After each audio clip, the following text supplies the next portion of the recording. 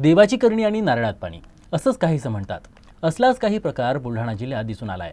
आईच्या पोटात बाळ आणि त्या बाळाच्याही पोटात बाळ असेल असे शक्य नाही, पण असे घडले आहे. बुलढाणा जिल्हा सामान्य रुग्णालयात 3 दिवसांपूर्वी एक गर्भवती महिला सोनोग्राफीसाठी जिल्हा सामान्य रुग्णालयात आली असता हा धक्कादायक प्रकार समोर आलाय. ही 32 वर्षीय महिला असून तिला याआधी 2 अपत्य आहेत.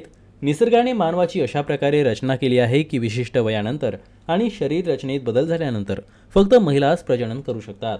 मात्र आईच्या पोटात बाळ आणि बाळाच्या पोटात बाळ हा प्रकार पाहून डॉक्टरही अचंबित झाले. 9 महिन्याच्या बाळाच्या पोटात आणखी एक बाळ वाढत आहे. मेडिकल भाषेत अशा गर्भधारणेला फिट्स इन फिटू असे म्हणतात. अर्भकांमध्ये अर्भक असणे ही अशी घटना आहे.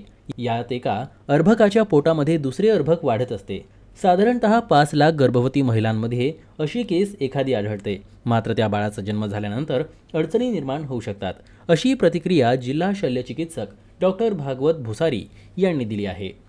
आपल्या जिल्हा श्री रुग्णालयामध्ये 3 दिवसापूर्वी जी एक सोनोग्राफी करण्यात आली, त्यामध्ये फिटस इन फिटू अशा प्रकारचा जो सिंड्रोम आहे, ज्यामध्ये बाळाच्या पोटामध्येच गर्भ असल्याचं निष्पन्न झालेलं आहे. तर त्या माध्यमातून ती एक महिला, एक 32 वर्षीय महिला होती. तिला अगोदरचे 2 मुलं आहेत.